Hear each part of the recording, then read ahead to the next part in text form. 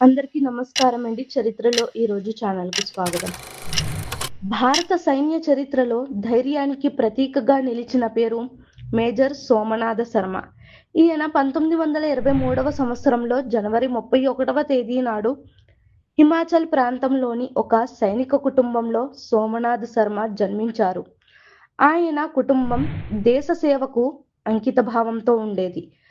తండ్రి కూడా ఆర్మీలో ఉన్న అధికారి. చిన్నప్పటి నుంచే దేశభక్తి, క్రమశిక్షణ, ధైర్యం ఆయన జీవితంలో భాగమయ్యాయి. సోమనాథ శర్మ ఇండియన్ మిలిటరీ అకాడమీలో శిక్షణ పొంది సైన్యంలో చేరారు.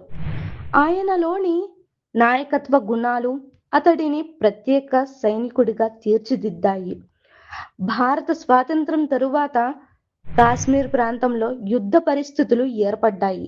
శర్మ గారు గాయపడినప్పటికీ తన సైనికులతో కలిసి శత్రువులను ఎదుర్కొన్నారు. నా చేతికి గాయమైన నా దేశ రక్షణ బాధ్యత తగ్గదు అనే ధైర్యంతో పోరాడారు. దేశ రక్షణలో ప్రాణత్యాగం చేసినందుకు ఆయనకు మరణాంతరం భారతదేశపు అత్యున్నత సైనిక పురస్కారం ప్రదానం చేయబడింది. ఆ పురస్కారం అందుకున్న మొదటి భారత సైనికుడు సోమనాథ శర్మ గారే. సోమనాథ శర్మ పేరు సైనిక ధైర్యానికి ప్రతీక. ఆయన చూపిన త్యాగం భారత సైన్యానికి స్ఫూర్తి.